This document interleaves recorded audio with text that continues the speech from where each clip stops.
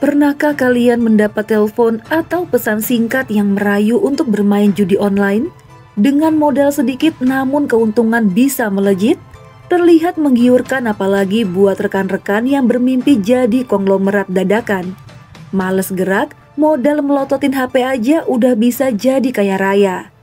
Begitulah bayangan orang-orang yang dengan polosnya tak mampu mencerna bahwa semua itu hanyalah tipu-tipu. Kalau rugi sedikit bilangnya coba-coba, tapi kalau rugi banyak langsung kelabakan lapor sana-sini minta uangnya dikembalikan. Namun dari semua itu, ada dugaan tindakan kriminal di belakang layar, hingga korban jiwa berjatuhan akibat tekanan yang luar biasa. Salah satunya yang terjadi pada Syamsul Diana Ahmad, seorang operator judi online yang meninggal dunia di Kamboja.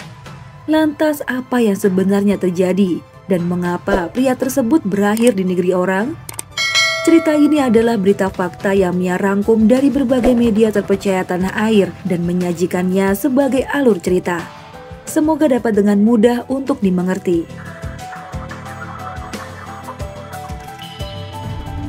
Sulitnya mencari pekerjaan di dalam negeri membuat Syamsul Diana Ahmad yang berusia 30 tahun berpikir keras memutar otak untuk bisa bertahan hidup.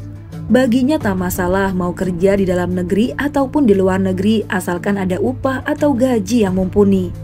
Pria asal Sukabumi Bogor itu sebenarnya memiliki pekerjaan yang baik, namun ia ditawari rekannya untuk bekerja di Singapura. Setelah memikirkan secara matang, ia pun menyetujui tawaran itu. Ia merasa tak ada salahnya mencoba, toh rekannya itu mengiming-imingi gaji fantastis dan temannya itu juga telah membuktikannya. Namun sampai di sini tak diketahui siapa rekan yang berhasil membujuknya. Singkat cerita, Syamsul pamit pada keluarga untuk pergi mengadu nasib ke Singapura. Meskipun sedikit gak rela, namun melihat tekad putranya yang kuat, orang tua Syamsul pun akhirnya memberi restu. Tanpa curiga sedikit pun dan kurangnya informasi tentang kasus yang belakangan terjadi, yaitu mengenai tindak pidana perdagangan orang alias TPPO. Syamsul gak curiga ketika ia hanya diproses singkat menggunakan visa turis, seolah semudah membalikan telapak tangan. Padahal seandainya ia tahu untuk proses kerja legal ke luar negeri itu sedikit sulit. Tanpa pengalaman juga pendidikan yang tinggi, biasanya pria secara legal bisa bekerja di Taiwan, Jepang, Korea Selatan, juga Malaysia. Itu pun melalui proses seleksi dan pembekalan yang lama di agen penyalur tenaga kerja.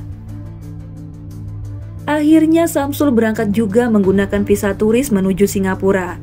Tiketnya sudah disiapkan oleh rekannya yang saat itu menunggu di Singapura.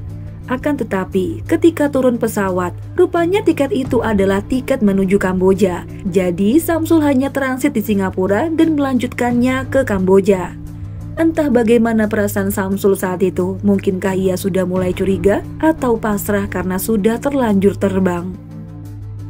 Yang jelas, dalam media berita yang beredar, setibanya di Kamboja ia dijemput oleh rekan sesama dari Indonesia, kemudian ditempatkan di tempat penampungan, yang rupanya di sana ia akan bekerja sebagai operator judi online. Karena sudah terlanjur basah, ia yang gak memiliki uang untuk kembali pulang, mau gak mau ya duduk manis di depan komputer dan mencari target penipuan. Syamsul menghela napas panjang karena terpaksa bekerja sebagai operator judi online, sebuah pekerjaan ilegal yang memanfaatkan celah hukum di negara-negara tertentu. Selama bekerja, ia sering mendapat tekanan psikologis dan perlakuan yang tak manusiawi. Tempat kerja yang buruk juga kurangnya istirahat karena dibebani pencapaian target oleh atasannya. Tak jarang ia juga mendapat perlakuan kasar jika kehilangan target. Untuk itu ia berusaha fokus dan mencari mangsa yang mudah dirayu agar mau mengeluarkan uang mereka. Lama-kelamaan kesehatannya pun mulai menurun. Meskipun begitu ia sempat mengirim uang sebesar 4 juta rupiah pada keluarganya. Ia nggak bisa menceritakan keadaannya di Kamboja karena takut keluarganya khawatir.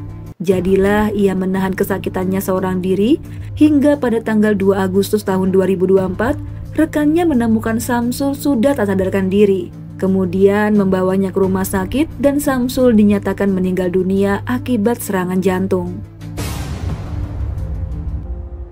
Di sisi lain, Keluarganya yang ada di Indonesia hanya mengetahui jika Samsul dalam keadaan baik. Terbukti selama 23 hari ia bekerja, Samsul kerap menghubungi keluarganya. Sayangnya, kabar buruk itu pun datang juga. Samsul meninggal dunia di Kamboja yang membuat keluarga histeris tak terkendali. Apalagi saat mengetahui keberadaan anaknya bukan di Singapura, melainkan di Kamboja.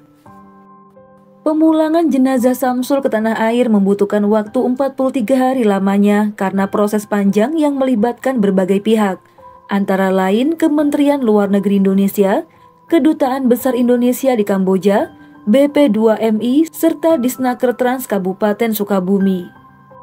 Proses administrasi dan pengurusan dokumen menjadi salah satu penyebab utama lamanya waktu pemulangan, di mana pihak instansi terkait harus berkoordinasi dengan otoritas Kamboja untuk menyelesaikan prosedur yang diperlukan. Singkat cerita, jenazah Samsul tiba di rumah duka pada tanggal 13 September tahun 2024. Kedatangannya disambut keluarga, juga beberapa perwakilan instansi pemerintah. Di kesempatan lain, wartawan dari media Detik Jabar mengunjungi rumah ibu dari almarhum Samsul, yaitu Ilah Jamilah, dengan membawa 2 lembar foto putranya yang menjadi korban TPPO di Kamboja sebagai pekerja operator judi online. Lantas wanita parubaya itu menceritakan kondisi tubuh anaknya yang tak wajar. Ada luka di bagian wajah, lengannya sebelah kanan tak sejajar dengan bahu. Ia juga terkejut ketika jasad anaknya sudah dalam peti dan segera dimakamkan. Dengan mata yang berkaca-kaca, Ilah mengingat bahwa putranya itu tidak sekalipun mengeluh sakit, apalagi memiliki riwayat sakit jantung. Ilah melanjutkan lagi ceritanya. Di hari pertama Samsul tiba di Kamboja, secara rutin ia menelpon juga sesekali video call. Saat ditanya mengenai pekerjaannya, Samsul hanya menjawab kerjanya enak dan sesuai harapan. Untuk itulah sang ibu tidak memiliki firasat apapun. Meskipun di detik-detik terakhirnya Samsul sudah mulai jarang menelpon, hanya sesekali mengabari keluarganya melalui pesan singkat. Nah teman-teman, ada pelajaran yang bisa kita ambil dalam kasus ini. Semoga bisa menjadi pegangan kita untuk menyelamatkan keluarga, saudara, juga tetangga yang mungkin saja sedang diimingi pekerjaan seperti ini. Jadi kalau kalian ingin bekerja ke luar negeri harus melalui proses ya, apalagi bagi para pemula. Mungkin akan terdengar sedikit merepotkan. Pasalnya calon TKI harus memenuhi syarat dan dokumen yang telah ditetapkan. Contohnya saja harus mengurus visa, paspor, pemeriksaan psikologi juga kesehatan, membuat KTKLN atau Kartu Tenaga Kerja Luar Negeri, dan lain-lain. Harus ada perjanjian kontrak antara perusahaan penempatan kerja dengan calon TKI sebelum berangkat ke negara tujuan.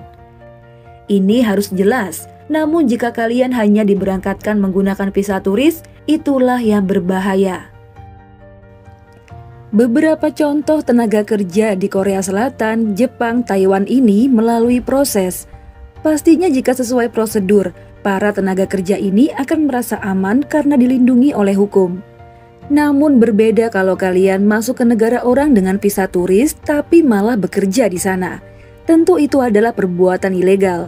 Bahkan jika kalian tertangkap imigrasi, sudah pasti akan dipenjara dan dideportasi atau diusir dengan cara tidak hormat. Dan kalian tentunya akan di blacklist selamanya dari negara tersebut. Belum lagi jika kalian terkena musibah seperti kecelakaan, bahkan meninggal dunia, tidak adanya asuransi membuat orang tersebut tentunya terombang-ambing tanpa kejelasan. Buat yang belum tahu ya, visa turis digunakan untuk para pelancong dan sangat ilegal jika kalian bekerja di negara sana. Nah, inilah modus yang digunakan para sindikat. Kalian akan diimingi gaji besar, tinggal bikin visa turis, berangkat deh ke negara tujuan. Nyatanya kalian malah dibelokin ke Kamboja. Wah, serem banget kan? Bahkan ya, di beberapa berita lainnya, mereka yang terlanjur tiba di Kamboja kesulitan untuk pulang karena diancam atau tidak ada uang untuk pulang. Sedangkan komunikasi juga terbatas. Mengapa Kamboja merekrut orang Indonesia? Ya, karena banyak warga Indonesia sendiri masih gemar bermain judi. Namun karena negara kita mengharamkan judi, akhirnya para sindikat itu membangun kerajaan bisnis mereka di luar negeri yang memiliki kebebasan bermain judi. Salah satunya adalah Kamboja. Bahkan perjudian di sana telah dijadikan bisnis dan diatur dalam undang-undang. Sebab itulah, dengan adanya tayangan ini, semoga kita bisa menyelamatkan diri sendiri atau keluarga kita dari perdagangan manusia. Yang perlu diingat, jika ada yang menawari kalian pekerjaan ke luar negeri dengan cara instan tanpa melalui agen tenaga kerja resmi, patut dipertanyakan ya. Kalau gitu Mia undur diri dulu.